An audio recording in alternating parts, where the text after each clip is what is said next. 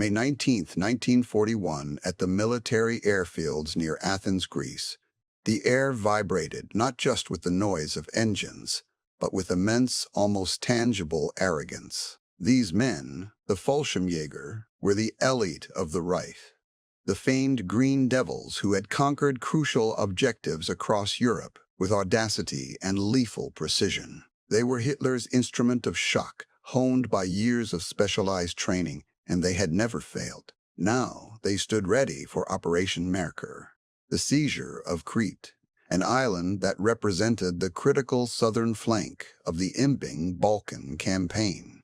Their commanders had painted a picture of swift, glorious victory, a few thousand demoralized Commonwealth troops, scattered Greek reservists, and the overwhelming psychological effect of a sky raining German steel.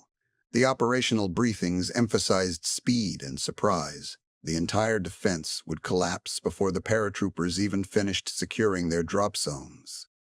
This confidence, born of unparalleled success at places like Eben Emiel, fueled a reckless hubris that would soon be baptized in the unforgiving dust of Crete. The scale was unprecedented.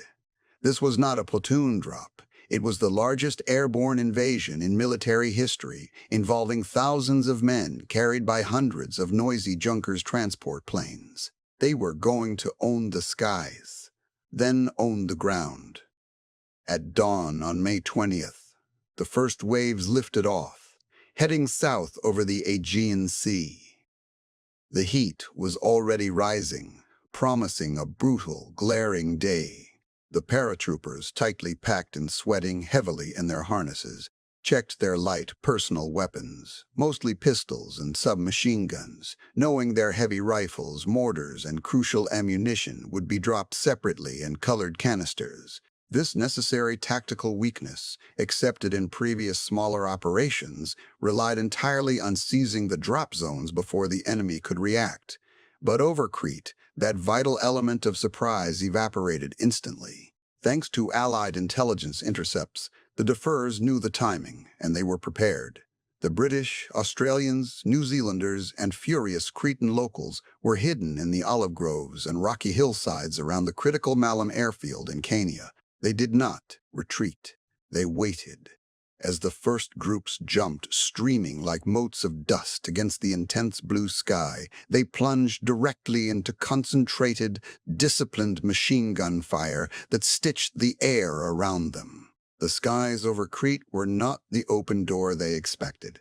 They were an immense, invisible net of crisscrossing fire. Men were shot dead before their canopies fully opened, their lifeless bodies swinging beneath the silk, crashing into the rock and thorn bushes. The landings were a catastrophe. Many paratroopers, focused on avoiding immediate injury, landed miles off target, isolated and unable to locate the essential weapons canisters. Those who landed safely found themselves immediately engaged in savage, hand-to-hand combat against deferrers who were dug in and determined. The green uniforms provided stark targets against the red Cretan soil. This was not the swift, clean war they had fought in the West. This was a meat grinder. The Green Devils, accustomed to fighting disorganized rear guards, were now facing organized, furious resistance supported by a civilian population who would arm themselves with kitchen knives, antique rifles, and burning determination. The fighting for the vital Malum airfield drop zone was immediate and catastrophic. Within hours, entire companies were effectively wiped out. Casualties mounted rapidly into the thousands. The Fallschirmjäger fought with incredible bravery, but they fought nakedly exposed, lacking heavy support and constantly struggling to consolidate their positions while under ceaseless fire. They were forced to use their pistols against entrenched Bren guns and rifles. As reports filtered back to the command posts, the sickening reality began to sink in. The initial haughty expectation of a few hours of fighting had dissolved into a bloody, drawn-out nightmare. Every yard taken was paid for by dozens of lives, a cost far exceeding any benefit. The proud elite who had jumped into the sunlit morning full of confidence now understood, with terrifying clarity, that if they survived this island inferno, The operational doctrine they represented would never be used in the same way again. Crete was not merely a battle.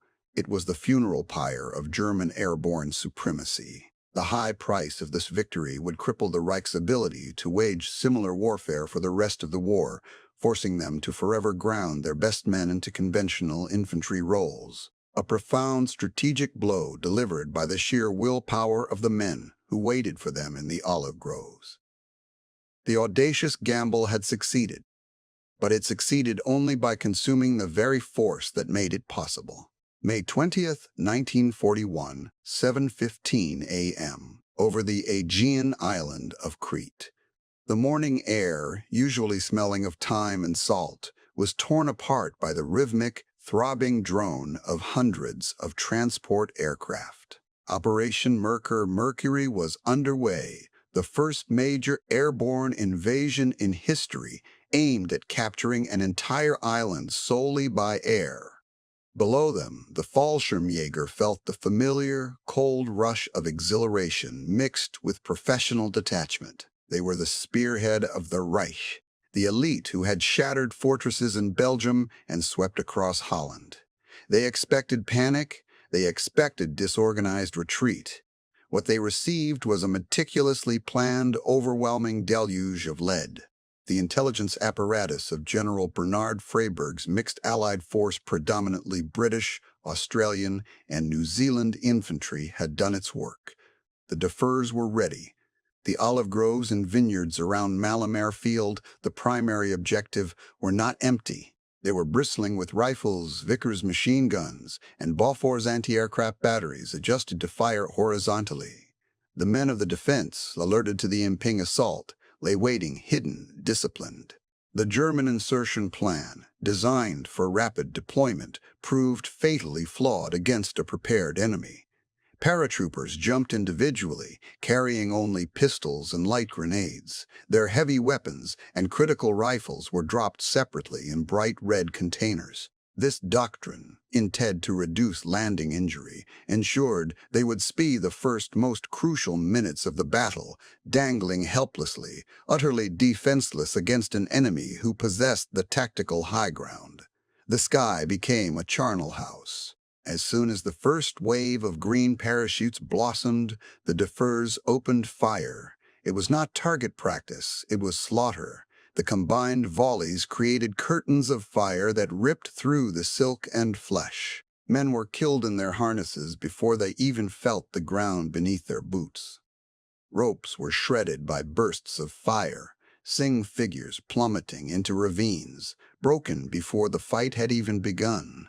German soldiers, often landing hundreds of yards from their scattered weapons, were massacred as they fumbled desperately for the release buckles, or as they scrambled across open terrain, unarmed and disorganized.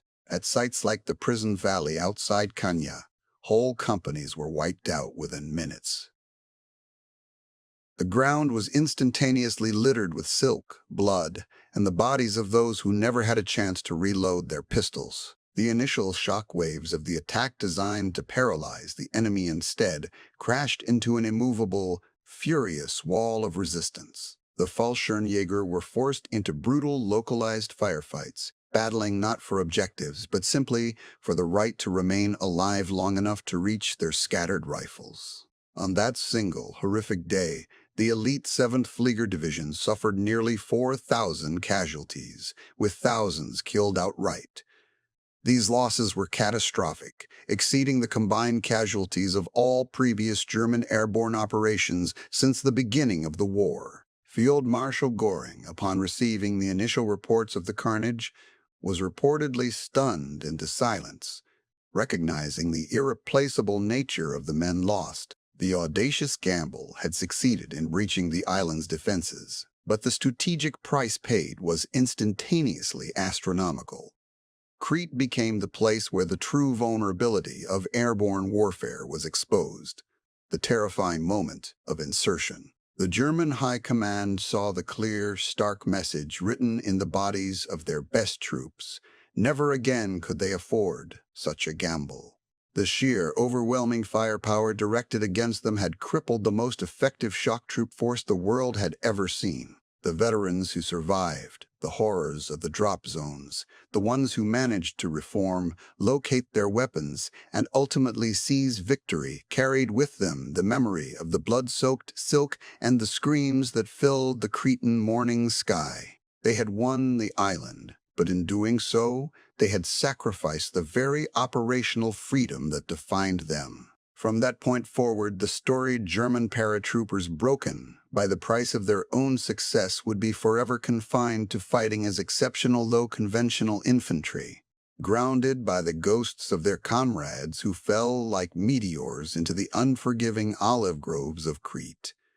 Their greatest victory became the ultimate defeat for German airborne strategy, forcing them to forever ground the wings of their finest men. May 21st, 1941, dawn over the scorched olive grove surrounding Malum Airfield, Crete. The initial surprise of the drop had dissolved completely, replaced by a chilling, grinding reality. This was not the quick, decisive airborne assault envisioned by General Student. This was butchery waged meter by meter. The Fallschirmjäger, scattered across the island, found themselves fighting not on a grand battlefield, but in isolated pockets of utter desperation. They were elite warriors trained for swift maneuver, yet they were trapped in the tight geometry of stone walls, vineyards, and treacherous ravines. Every clump of earth concealed a waiting rifleman, every house a fortress held by determined Greeks, Australians, New Zealanders, and British deferrers. The battle devolved into frantic, close-quarters engagements, grenades thrown down narrow stairwells, bayonets used in dusty courtyards, and fierce firefights echoing through the small, ancient villages. The fighting was so intense, and the terrain so unforgiving, that operational doctrine became meaningless. They needed firepower, particularly anti-tank guns and field artillery, to blast through the fortified positions that stood between them and the consolidation of the airfields. But the heavy support was simply not arriving. This brutal truth exposed the fatal flaw in Operation Merkur. The logistics chain had snapped before it had even begun to stretch. During the initial waves, the skies over Crete had become a graveyard for the Junkers U-52 transport fleet. The deferrers had focused immense anti-aircraft and ground fire onto the slow, lumbering targets, destroying or crippling hundreds of the precious transport planes. These aircraft were the irreplaceable umbilical cord connecting the paratroopers to their heavy weapons, ammunition reserves, and medical supplies. The losses were catastrophic, effectively destroying the Luftwaffe's strategic air transport capability for the immediate future. Every smashed cockpit lying in a Cretan field meant a 75mm anti-tank gun that would never drop a crate of vital mortar shells that would never arrive, and critically, reserves that could not be flown in to replace the horrifying attrition rate on the ground. The surviving paratroopers, exhausted and parched, realized with sinking dread that they were alone. They were fighting tanks with rifles and sheer tenacity.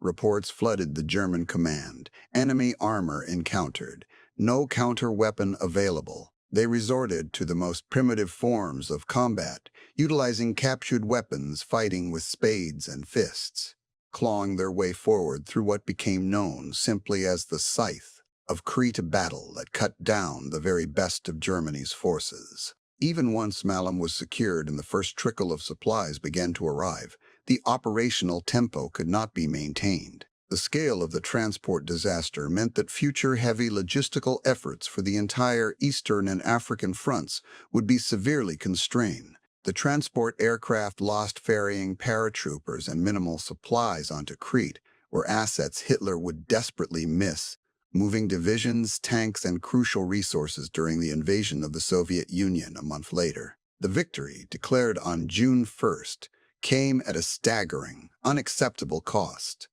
Over 6,000 Fallschirmjäger were killed, wounded, or missing. But the true casualty count was strategic. Germany had sacrificed the very core of its elite airborne arm and, worse still, the logistical spine of the Luftwaffe transport fleet. The men who survived the olive groves had proven themselves beyond human expectation, yet they had sacrificed the very operational freedom that defined them.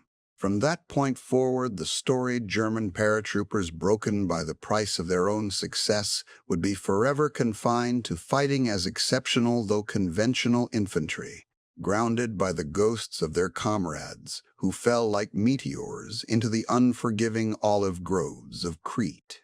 Their greatest victory became the ultimate defeat for German airborne strategy, forcing them to forever ground the wings of their finest men. The German High Command learned a harsh, unforgettable lesson in Crete. The cost of such a risky gambit, paid for in blood and transport aircraft, was simply too high. Never again would Hitler authorize a large-scale airborne operation. The wings of the Fallschirmjäger were not clipped by a lack of courage, but by the casualty lists etched forever into the unforgiving, sun-baked earth of the island. May 21st, 1941, late morning, at the summit of Hill 107 overlooking the Tavronitis riverbed. The fighting had finally collapsed into a grim, exhausted silence. The Fallschirmjäger had secured their prize. Malm Airfield, the essential key to holding the island of Crete, was firmly under the control of the Wehrmacht. But this was no moment for celebration. The victory was absolute. Yet the cost was terrifyingly immediate, written in the scattered geometry of the dead. Officers, blinking through the thick dust and the residue of high explosive smoke, surveyed the scene. The parched ground, once merely olive groves and vineyards, was now a gruesome mosaic of carnage. Here lay the truth of Operation Mercury, a victory bought not just with courage but with the utter obliteration of the finest men Germany could muster. Everywhere they looked, the fields were littered with the remnants of the German 7th Air Division and the Assault Regiment. Their light brown jump smocks, so recognizable and distinct, were now dark with blood, shredded by small arms fire, or draped lifelessly over the low stone walls. The casualty lists arriving hourly were staggering, unprecedented for an offensive operation of this scale. The first wave, the heroes who dropped directly onto Malm and the crucial objectives, were often found where they landed, cut down before they could free themselves from their harnesses. In just 48 hours, over 4,000 elite paratroopers were killed or missing, with thousands more wounded. The figure shocked the field commanders and quickly reverberated back to headquarters in Berlin. They had secured an island, but they had effectively destroyed an entire strategic branch of the military. The victorious German commander on the ground, General Eugen Meindl, though proud of the tenacity of his men, felt the weight of the achievement profoundly. They had won by sheer brutal attrition, turning their backs on their fundamental doctrine of rapid movement and shock penetration. The Deferrers, the New Zealanders, British, and Greeks, fighting fiercely on their prepared positions, had made the Fallschirmjäger pay for every inch of Cretan soil. This was not a swift, surgical strike. It was a bloody, protracted infantry engagement where the paratroopers were outnumbered and initially outgunned, relying solely on superior commitment and the slow, grinding arrival of reinforcements from the sky. Looking out across the captured airfield, now pockmarked and strewn with wreckage, the surviving officers understood the terrible paradox of their success. They had achieved the impossible, the complete takeover of a heavily defed island solely through airborne assault. It was the largest and most successful operation of its kind in history. Yet it stood simultaneously as the final demonstration of its failure as a sustainable strategy. The officers knew that their triumph would be seen in Berlin not as a glorious achievement, but as an unforgivable expenditure of irreplaceable human capital. The transport fleet, the slow and vulnerable Junkers 52s, had also suffered horrific losses, crippling the air logistical capability for months to come. The message being drafted for Hitler would not focus on the capture of the island, but on the decimated ranks of his most ideological fighting force. The brave men who survived the crucible of Crete became the embodiment of a failed gambit. They would carry the scars, the hard lessons, and the sheer memory of the bodies they left behind in the harsh Mediterranean scrub. They were the elite, the finest jumpers in the world, yet they were now grounded by the arithmetic of death. They would be deployed as the reliable shock troops of the Eastern Front, fighting desperately house to house in Leningrad, or clinging to the shattered abbey of Monte Cassino. They traded the swift vulnerability of the parachute descent for the grinding, protracted agony of fixed defense. Crete remains the definitive, bloody punctuation mark in the history of German airborne warfare. It was the moment that the tactical victory became the strategic deterrent. The German High Command saw the appalling price tag and permanently clipped the wings of the men who had proven they could fly anywhere, but who had shown the world the unsustainable cost of fighting while suspended helplessly between earth and sky. The Fallschirmjäger achieved their ultimate objective, yet their victory confirmed that such magnificent, audacious courage could only be unleashed once before the very ground upon which they stood became the lasting monument to their operational demise. The sun-baked earth of Crete still holds the silent testimony of a gamble that cost a generation of eagles their wings. June 1st, 1941, the operations room at the Oberkommando der Wehrmacht in Berlin. The maps showing the successful seizure of Crete were still freshly penned, the victory fanfare still ringing faintly across the Reich, yet the atmosphere was not celebratory. It was funereal. General Kurt Student, the architect and emotional champion of the airborne assault, stood before the high command, his face drawn not by fatigue but by statistical horror. The full casualty lists had arrived. For the taking of the strategically minor island of Crete, Germany had suffered over 6,000 men killed, wounded, or missing across all branches, with more than 4,000 of those casualties falling upon the elite Fallschirmjäger. Merely 25% of the entire assault force had been wiped out or re-read combat ineffective in 10 days of intense fighting. Hermann Göring, titular head of the Luftwaffe and patron of the paratroopers, attempted to frame the losses as the necessary price of revolutionary warfare, arguing that the psychological impact of airborne assault had been proven. But the numbers spoke louder than any boast.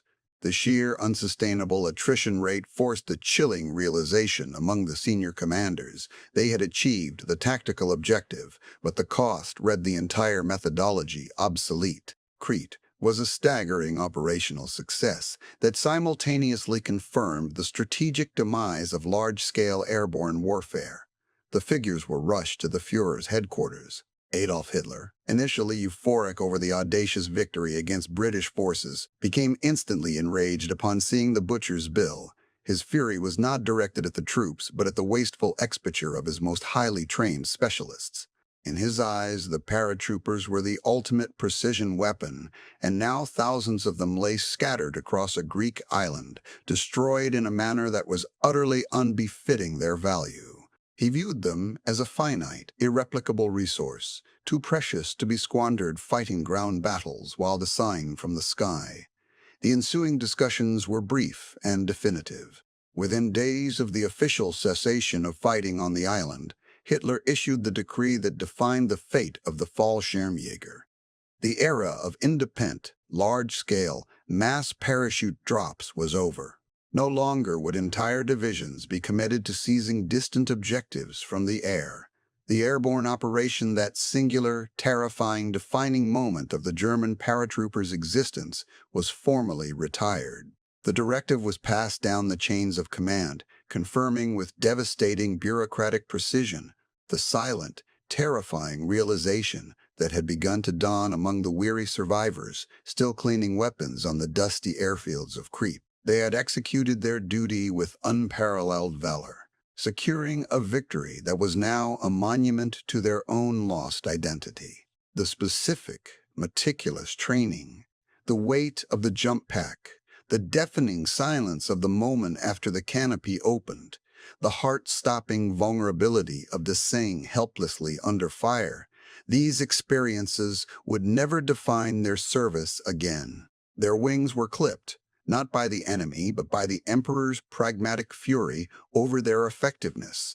The surviving units were reorganized, reinforced, and retasked. They ceased to be airborne assault troops and were transformed into elite, high-mobility shock infantry, the tactical fire brigade of the Wehrmacht. They retained their distinctive smocks and their reputation as the Green Devils, but their operational future was firmly rooted to the earth.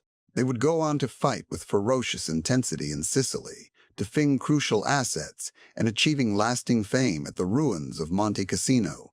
But they would always arrive by truck or on foot, never by parachute drop. Crete remains the paradoxical tombstone for the German airborne assault. It proved what audacious courage, combined with precision planning, could achieve, yet it also established the absolute limits of that audacity against a determined modern defense. For the men who survived, the memory of that terrible, magnificent jump lingered as the defining experience of their youth, forever confirming the chilling truth. They had won the battle, but in doing so, they had sacrificed the very essence of who they were. They were now the finest infantry Germany possessed, forced to walk the earth that their predecessors had conquered from the sky, destined to be brilliant, tenacious soldiers who would never look down from an open airplane door again. January 29th, 1945, 2 p.m. at and Adolf Hitler ensured that reality became official policy.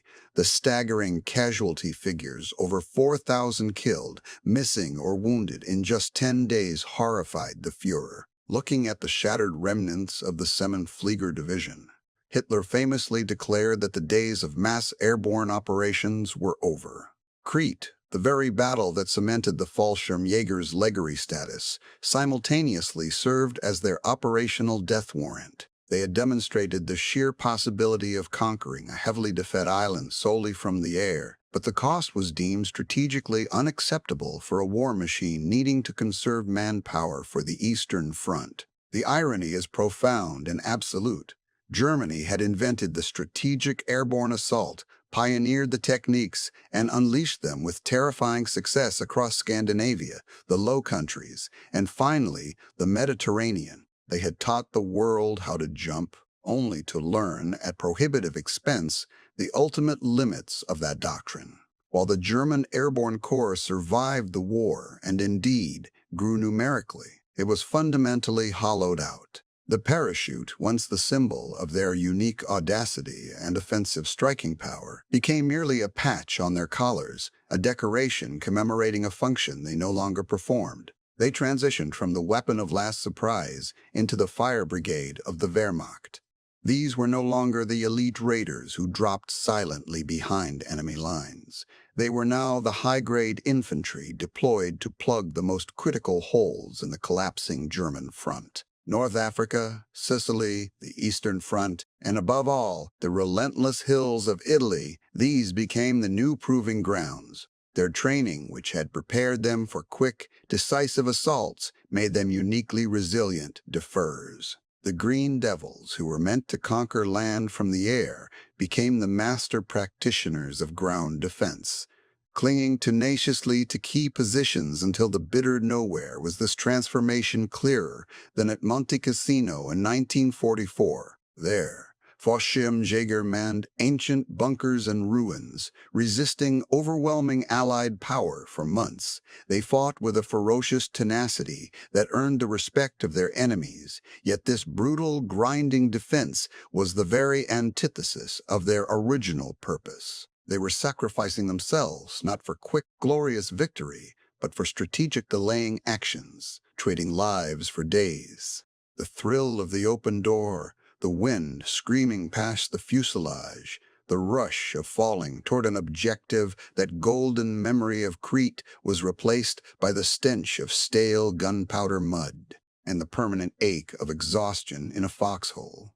For the men who survived the war, Crete remained the zenith of their service, a moment of terrible, unmatched glory that defined their youth and simultaneously sentenced their careers to a long, slow decline into infantry slog. They were defined by a victory that ensured their obsolescence. They carried the memory of the perfect jump into the worst possible battles, haunted by the knowledge that they belonged to an elite corps whose reason for being had ceased to exist the moment they touched down on the island of Crete. They spent the rest of the war fighting under the long shadow of a strategic failure dressed up as a tactical success. The lasting historical legacy of Crete is twofold. For the Allies, it served as a brutal, detailed textbook on how to improve airborne operations, highlighting the necessity of overwhelming air support and careful preliminary planning lessons they applied in Sicily, Normandy, and the Rhine crossing. But for Germany, Crete was the tombstone of the offensive airborne concept. The greatest triumph of the Fallschirmjäger was also the last act of the strategic German airborne corps. They won the island, secured the objective, but in the process they lost their wings. They remained brilliant soldiers, courageous beyond measure, but they were soldiers defined by a past glory they were forbidden to repeat. Forever grounded, forever walking the earth that they had once claimed belonged to the sky.